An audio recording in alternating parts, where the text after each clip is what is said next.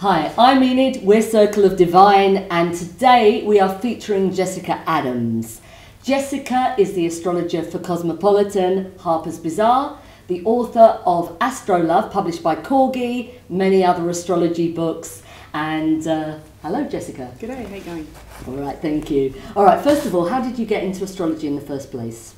I was looking at a Guinness beer ad when I was about 9 years old with a horoscope around it, and basically I was fascinated, and that was the beginning at age 9, seeing this Guinness beer ad in the Sunday Times magazine.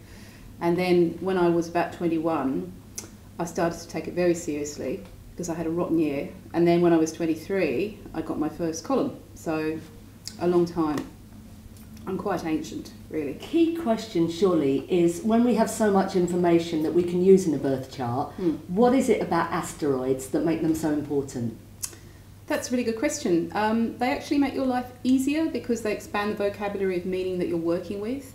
I had an email from somebody who's about to attend this workshop today who's used to this traditional small lineup of planets, and she said, why do I need more? Doesn't it make my life more complicated? But then she added, maybe if there's more information it makes it simpler. So it expands your dictionary of astrology so that you have more reference points to work with. Right. And how would you use asteroids? You use them to fill out the family tree of astrology. So instead of just working with Pluto, you work with his wife and you work with his mother-in-law. And when you work with Saturn, you work with his wife and his daughter Vesta. So it expands your understanding of the planets as well as archetypes. Right. Well, you mentioned Pluto. So since Pluto has theoretically been downgraded to a dwarf planet, what would you say the main difference was between dwarf planets and asteroids? They're all just lumps of rock, really, and I mean the Astronomical Union has lots of nitpicking rules about why they demoted Pluto and promoted Ceres. But really astrology is just about lumps of rock, and it doesn't really matter whether they're near or whether they're far away or what size they are. They are a way for us to look at the universe and chat with the universe. Right. Ever since we started watching the moon and watching women's periods and menstrual cycles, you know, it's been an incredible way for us to just have a conversation with what's up there. So it doesn't really bother me about the size of Vesta or that she just became promoted to a planet. In fact, they're promoting them all the time, so we should be looking at them. In that case, how do we discriminate as to which? That's almost back to the first question. I believe you work with a 1 degree orb. Yeah. So there are many asteroids that one can choose from. Do you then just sort of choose 1 or 2 key asteroids that are particularly pertinent to your chart?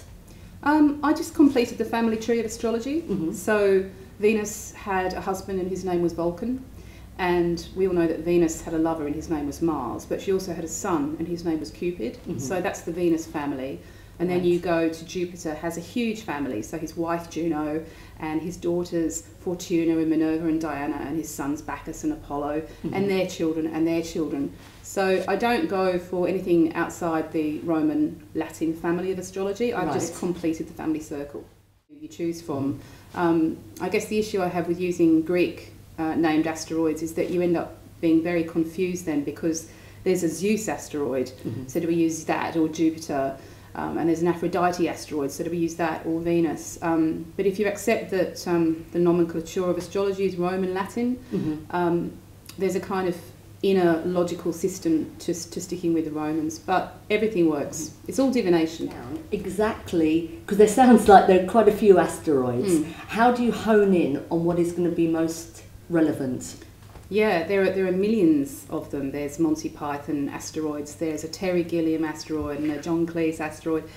And then people will begin drawing in the South Pacific symbols, and then they'll draw in something from ancient Greece. So at some point you have to narrow it down to just what makes sense, and astrological is logical. So it really is just about sticking with the extended family of planets that we had right up to Pluto, and looking back at the myth and the asteroids year of discovery and completing that family tree. Right. So also things like Saturn had a daughter and her name was Vesta, and she's now a planet, so we should be using her. And Saturn had a wife and her name was Ops, and she's just as important as Saturn. But you really only end up, if you add the asteroids and the angles, 34 factors to work with. So it's a vocabulary of 34 meanings in a chart, not the millions, not the Monty Python. Okay, and they have quite specific, clear meanings that you can work with. They do. I mean, it's very early days, and I'm completely open to input from other people about the defined meaning, but I followed the rules that we follow with Uranus and Neptune. Look at the myth, and then you look at the year of discovery, and you see the synchronicity between the myth and the year of discovery, and then you begin taking a hypothesis, putting it in charts to test it. Does it work? Yes. Well, okay, you've got a meaning to work with. And I've been doing it for about 3 years now, and I'm using it in all my predictive work for magazines, for clients, and I wouldn't actually go back now. So, right. Yeah. And so how do you use it in Mundane? You feel it's particularly important in Mundane as well? It's incredibly important. I used it to predict the fallout from the US election with Barack Obama in 2012. Used it to help me predict crisis for the royal family with the suicide that occurred in that hospital around Cape Middleton. So for me, it's a bit like having a bigger sort of set of paints to paint with on the picture. When they ask me to predict, I now paint a bigger picture. And in the past about bringing the feminine in, and funnily enough, I looked at Demetra George's book before I came, and she talks about the feminine archetypes. We have the signs divided into the so-called masculine and feminine, but the actual planets that rule them are male, slanting more towards the male, because you've got a feminine sign like Capricorn ruled by a male planet of Saturn. Yeah, astrology, that was one of the most interesting things about working with asteroids. And I really began because I was living on an island for a year with nothing to do. There was no television, no radio, nothing to do except read what was on the shelves. And it just happened to be a lot of books on Roman history. But the first night that I moved onto the island, I had my torch. I was walking up the front step, and there was a huge owl sitting on the post box staring at me, and you hardly ever see owls in Australia. So then I picked up a book a few days later, and it was all about Minerva and the fact that the owl was her bird. So I thought, okay, synchronicity. Carl Jung's in the building, and started reading more, putting it into charts, and falling off my chair, basically. So it's been it's an interesting journey of synchronicity and symbolism for me with asteroids, and I think it's probably just going to be lifelong. Famous and most widely used asteroid is Chiron, and we all know Melanie Reinhardt's work, and that's spoken about a lot, but there's also Dennis Elwell's quite different viewpoint, more sort of Sagittarian than Virgo. I believe that you're quite a big fan of his. Yeah, I love The Cosmic Loom by Dennis Elwell, and I mean, they keep changing the definition of Chiron, so it's been all sorts of different kinds of rock over its lifetime. But when Dennis Elwell put the case for Chiron being a maverick, I found that it started working, because I always had an issue with it being solely responsible for health and healing, because I did my degree in Roman history and Latin partly, and I knew that the family of Roman healers was much bigger than just Chiron. It consisted of Aesculapius and Panacea and Hygeia, who are also asteroids. So for me, Chiron was never going to be exclusively about health. And in fact, he was a centaur who did a lot. He was a multitasking centaur. But his defining characteristic was that he had, incredible balls, really. And in the horoscopes I've been looking at, and I do use it for prediction, I always look for extending yourself, being a maverick. It's a little bit punk rock. It was found in 1977. It was found in the year they were trying to make a test tube baby. There was a punk rock band who I'm sure you know called Peter and the Test Tube Babies. So it's all sort of a little bit more bollocky, ballsy, maybe. He was a herbal medicinal expert, but he was by no means exclusively a healer. Right. Yeah. But it has more of that Sagittarian flavour. Absolutely, completely, because he had the bow and arrow, and he was always trying to hit impossible targets. So wherever Chiron is in your horoscope by sign and house, it's usually where you have that kind of punk rock attitude. Will I get away with it? Yeah. It's very cocky. It's very male energy, and I think that Dennis Elwell was absolutely right. And what do you see as being the future of astrology? Wow. It's a huge question. No, it's a good question. I think it's going to be really enhanced by basically the whole e-publishing side of things, the digital creative technology. You should be able to get a horoscope that moves and walks and talks with you. You should be able to get an interactive horoscope, imagine that. And I think for me personally, asteroids have liberated my astrology away from those that sort of fixed gender that used to be in the old horoscope that we're talking about. Finding that owl on the post box and bringing Minerva in introduced me to all these strong female archetypes that were never there before. Yeah.